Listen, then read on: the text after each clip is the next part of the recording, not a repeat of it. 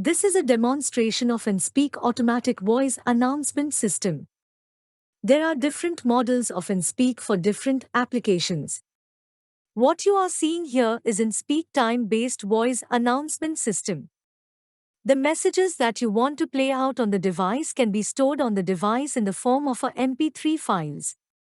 The files can be made to play out based on triggers such as time, a sensor input or press of a switch or a computer command.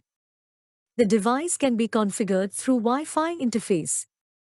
You can connect your laptop or mobile phone to the device by first selecting the SSID and password as shown and connect through browser to specified IP address.